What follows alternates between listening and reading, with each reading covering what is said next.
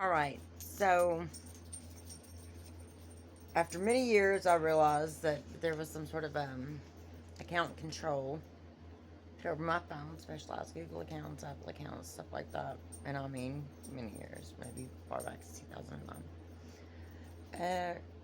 And the thing of it is, I had a grandfather, a great great grandfather, by the name of Eli Cottle. He did not come from Kentucky. He actually was born in Kansas, is what he said. He had a brother born in Oklahoma. And some of my family hasn't really shared a lot of the Cottle family with me. The Cottle I knew was actually my grandmother, Phyllis Cottle. Cottle Hillard. But I started seeing all this strange stuff, and I'm wondering if maybe some locals decided to, I don't know, sort of harassing my family a little bit. But, I started seeing things like Eli Candle. And unbeknownst to me until recently this year, we have a Lou Candle, Candill, listed in Bob Blankenship's Cherokee Roots. Now, Lou Candle was actually Lou Holland Cottle. So, it's a slight typo that was done in the Dawes Rolls, but Lou Holland was actually Lou Holland Cottle. She married James Watson Cottle from Kentucky. It is in this book here.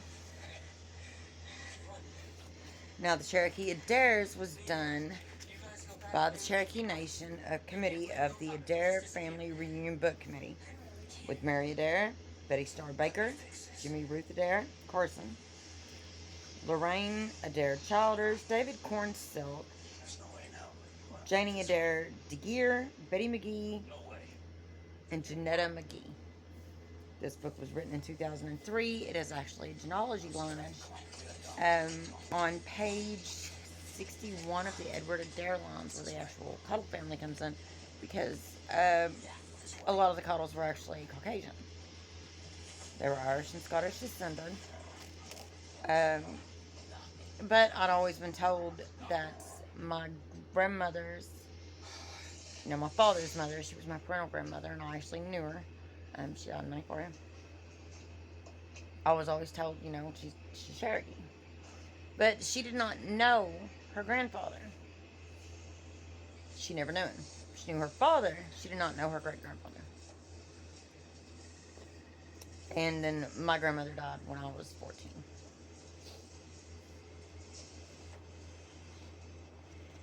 But as I am going through this, I see someone locally sort of keeps messing with me about some of it. There is an Elrilda Cottle. She was actually married into the same family line as the Holland.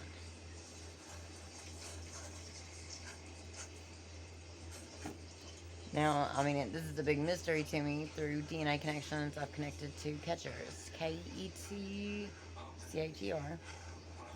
Hannah's, Hanna. Cottles, but I've seen a lot of spelling variations on the name Cottle. I've seen it spelled Coddle. Candle, like a candle. Caudle.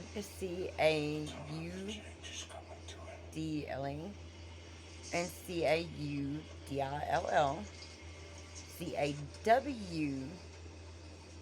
Caudill. Cawdill, I think. I've seen a lot of spelling variations on it, even locally. Because some of my family lines, I can actually go through the documentation of the local courthouses and stuff and see where it may have started being spelled one way, and then somewhere down the line, someone started spelling it slightly differently. They may change the E to an A or something similar. Back then, not everyone could spell very well, or, the farmers might not be able to spend as much time in school as, say, some other people did, because they would have to leave school to bring in the crops. And, that still happened when I was a kid. So, I know it's a thing. Uh, as far as all this goes, I've had people like my dearest husband over here sort of messing with me about all this stuff, and it sort of became an inside joke between my husband and some other people that was sort of in on it with him. My dad has, or of course, my father died in 2021. My father had naturally jet black hair. And, my hair is black and stuff, and people pull it next to me and sing things like Elvira, stuff like that. While at the same time ignoring the fact that my father had naturally jet black hair. Of course, mine's, going white very quickly. But Mr. Man over here started doing things like asking me if I wanted my passport, calling me a honky, stuff like that. And then he would put it in his email as if he was, airplanes and stuff like that. He thought it was really cute. And what it was is for a long time I wasn't using social media, and some of my family was actually tagging my husband in pictures of me because they didn't have any other way to tag me, and they're like, "Hey, you show her this."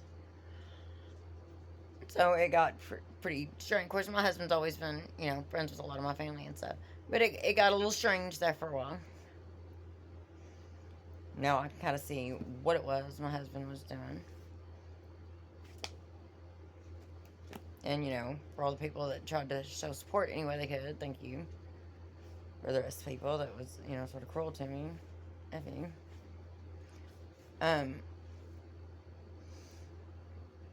But my husband, Shannon, is rather proud of himself for all of this. And of course, things really sort of escalated after I'd caught him sort of posting nudes of himself and messing around with some of my family members and doing some other things he told me he wasn't doing. He was like, "Oh no, I wouldn't do that. I might lose you."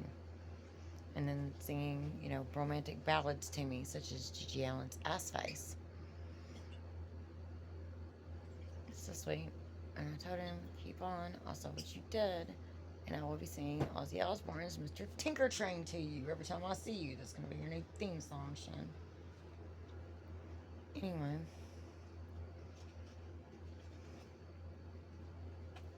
As far as all that goes,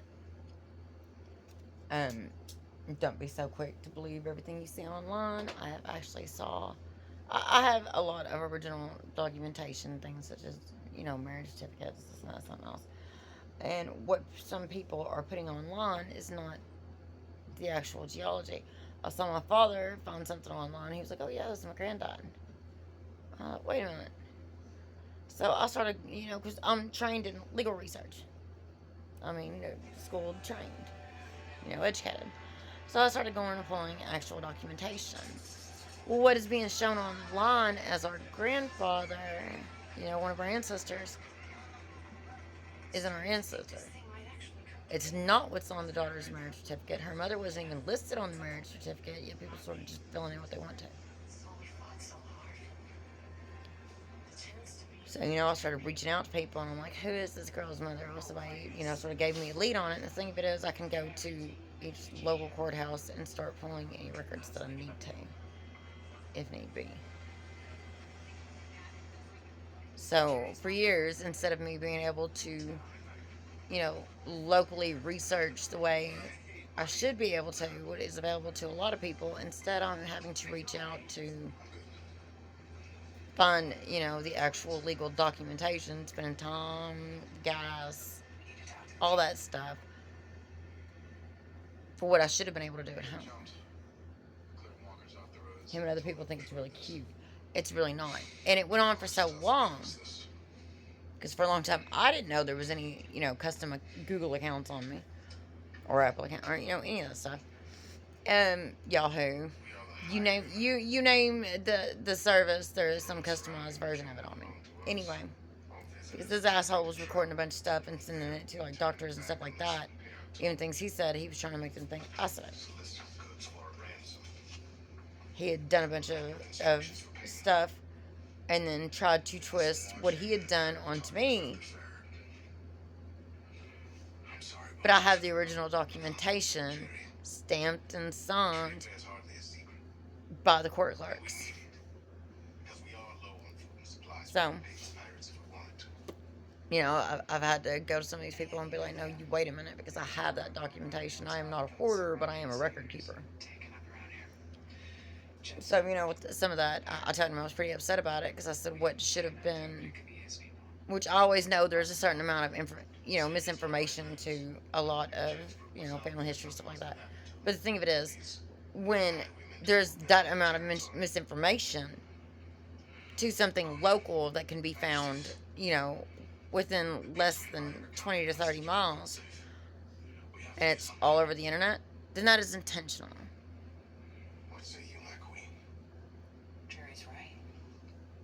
So I started seeing this stuff and giving one name for a certain ancestor on one of my second great grandmothers.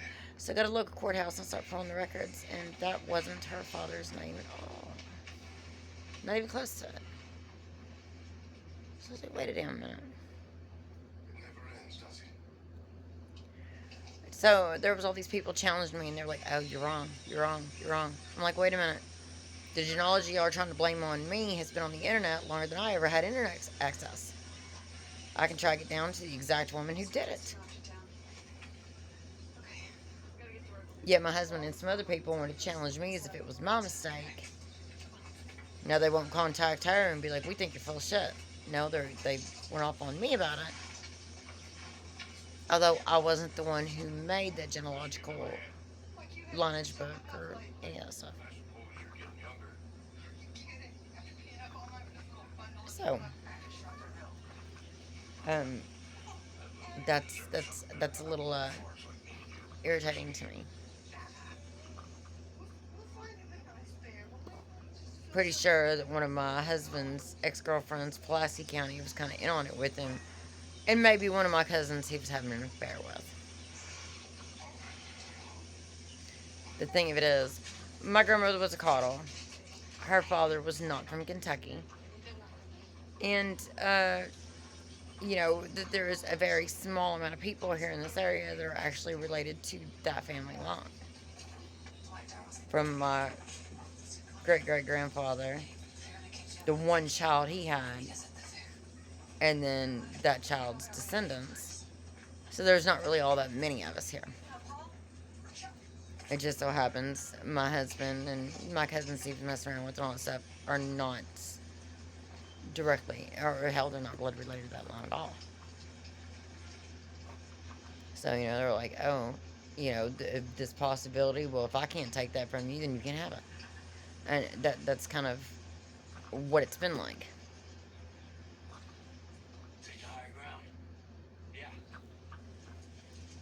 And, on top of that, my husband Shannon over here told me he was going to make it about everything.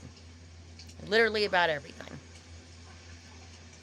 And he's tried to. Any job I've ever had, it's almost as if any employment I ever did, they sort of kind of tried to punish me for it. I have a 3.37 GPA, yet someone's tried to make everyone believe that I was retarded. A GPA for college only goes to 4.0. I was invited to law school before I even earned an associate's. You had to earn your associates. Well, probably. It's better to have your associates before you went in, but I hadn't even earned that yet. And I was like, oh, if you're thinking about moving along, why don't you apply at this college? But, Mr. Man over here didn't like that, and he sort of wrecked my car, and he threw a bunch of other stuff. Because there was this narrative they created where they tried to make everyone think I was stupid. What they would do is tell me a lot of lies. One lie after another. And then laugh and see if I said anything to them about it. Now, if I, got upset or everything, they would be like, she's out of control. She's upset. It made her angry that we lied to her. No more than me speaking loudly was too much. But then tell everybody I was retarded if I did not react in such a way they could try to exaggerate into something they could use against me. So there was like this little catch-22 here where no matter what I did, it was something they were trying to use for malicious purposes. Kind of like everything with this Cherokee ancestry. This isn't something recent they did. This is something that's actually been going on since 2009 or before, where it's like a dog chasing its tail. The thing of it was, they weren't just trying to make a fool of me, they were also doing it to other people in my family. That people in my family directly related to that caudal line. And I didn't think much about it until I had been doing some Cherokee research, pulled some Cherokee families, saw their personal photos and stuff. And within those personal photos was one particular guy who was born about 1918. And I recognized him in this photo. I'm like, wait a minute. I've seen a photo of him when he was younger, or when he was older. That's him when he was a pretty young guy. So, my family's like, we don't know where this, we know who owned this photo. It was the Caudles, but we don't know where it was taken. It wasn't here. We don't know who the people in it are. All this stuff. And I'm like, wait a minute. That guy's in the Cherokee Nation. And that's our blood kin. And I recognized it from seeing a photo of him when he was older. The photos that my family had is from when he was a younger man. So I saw that and I was like, wait a second. That's a little messed up, but I recognize the guy's face. I'm bad with names, but I am good with faces. So I saw the guy's face and I saw the guy standing next to him. And I have my suspicions on who it is, yet it's being listed as someone else online. At least in what I'm seeing.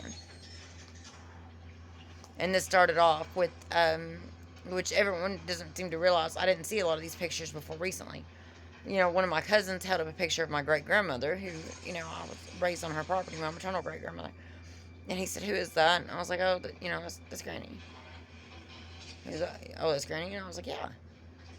And I recognized the picture. She had shown me pictures of herself when she was young.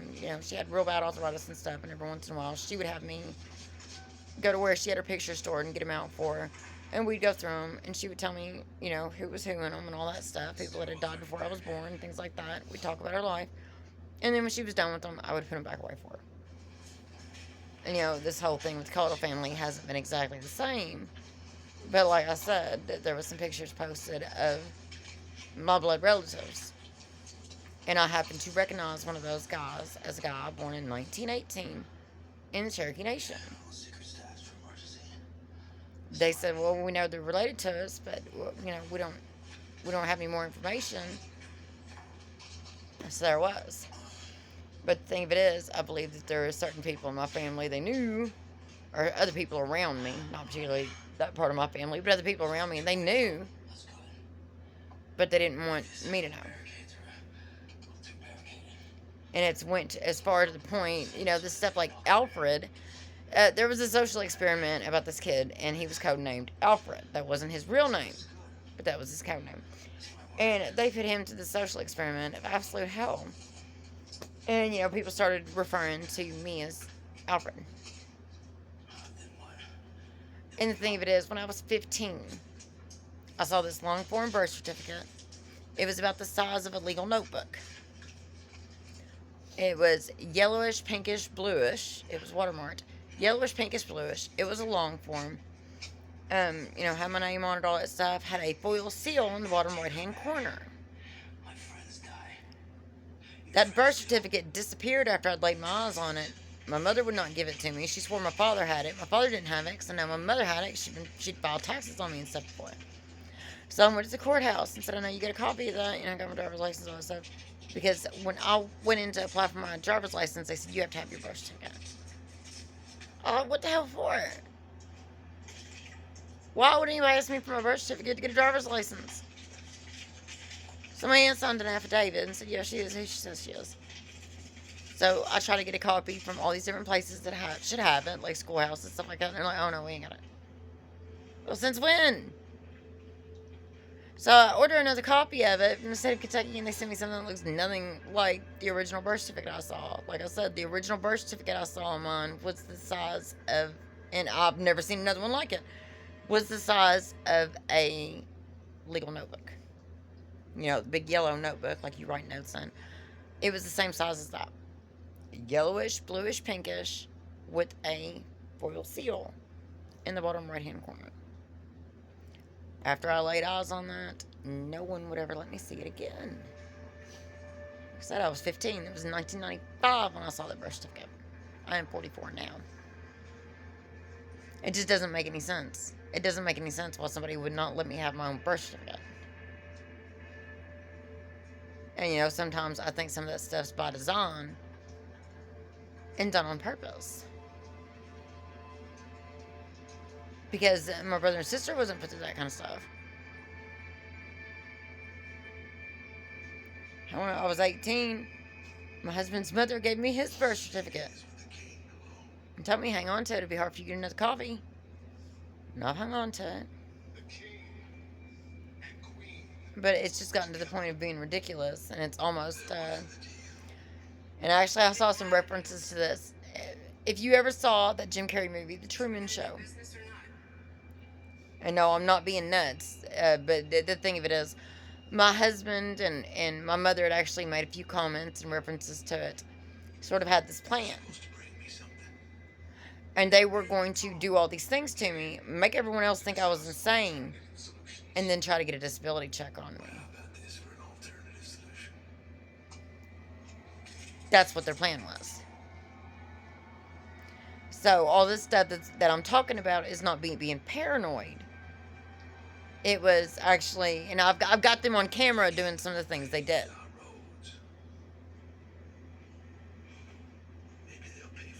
And no, Shannon, I'm not retarded. My husband went spreading this damn rumor and stuff. He's tried to imply this bunch of stuff to me to try to make me believe that someone caught me. I was on camera. No, they did not. So, if I point out the fact that I've lived, a relatively isolated situation for the past 14 years, then he tries to make that seem as if I'm insane. If I have anything to do with anyone, then he tries to convince everybody that I've done things I haven't done to try to tell them I've done something retarded, like had sex with an animal or some shit like that, things I haven't done. And the thing of it is, he's gotten a lot of people to go along with him on this. I've had doctors inject me with injections, this intramuscular injections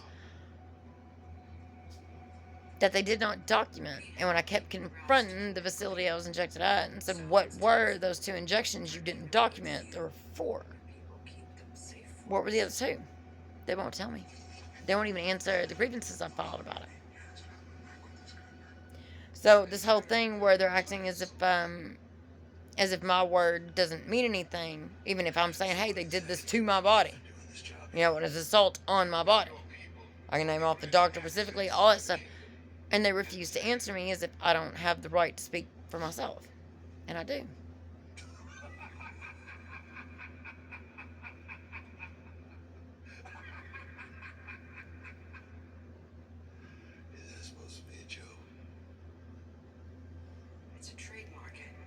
So, as far as this, and it might seem almost like rambling to y'all. It is not. This is the kind of people I've had in my life for a long time. The only thing is, because of my living situation, for the longest time, I had no idea a lot of the things that was being said or was going on was actually happening. I didn't know. No one had said anything to me about it directly. So, as far as all that goes, my husband has tried to make it about anything except for what he's actually got caught doing. I caught him sort of having this little fling. In 1997, my husband and I got married, and I had this 12-year-old cousin named Jillian Swift. My husband was caught having an affair with her in 1998. Later on, he sort of got all stranded on meth, and he tried to continue that affair. To say, oh, it doesn't matter, it must have been love because, she's an adult. Child sexual abuse is not a love story. But he'd been...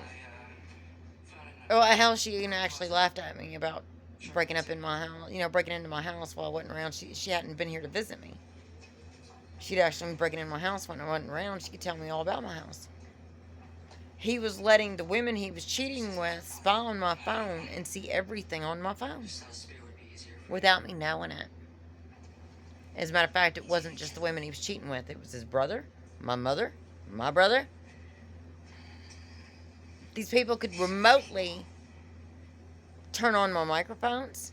These people could remotely turn cameras on my phone and see anything I was doing without me knowing it. So one day I thought, they are desperate. They've been trying to just accuse me of anything they can. So I set my phone in a windowsill. Set it up in a windowsill, and in front of it, I got out a can, and I poked holes in it like somebody would turn a can into a pipe. And I filled it full of loose tobacco. And I smoked that can full of loose tobacco in front of the camera. I was home alone. There was no one else around me. I was absolutely alone. Next thing I know, immediately I was getting a ride to a hospital for a bunch of blood work and urinalysis to see if I was clean. I was home alone when I smoked tobacco out of that can, but I thought, man, they're so desperate they're going to make a move. And when they do, then we all know that I was illegally recorded through my own personal phone while I was home alone.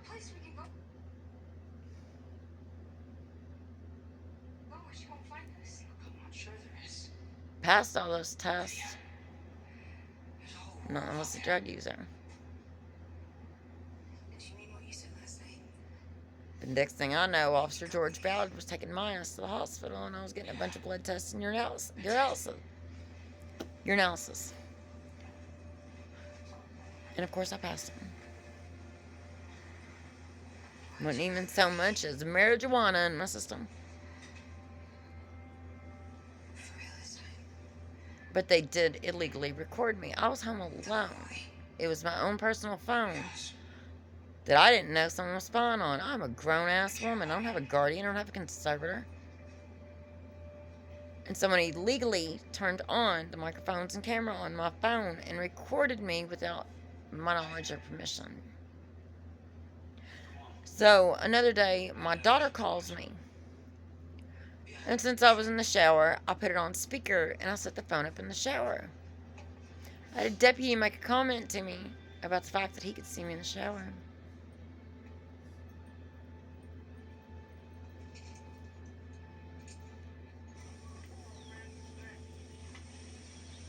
This has been going on for over 5 years.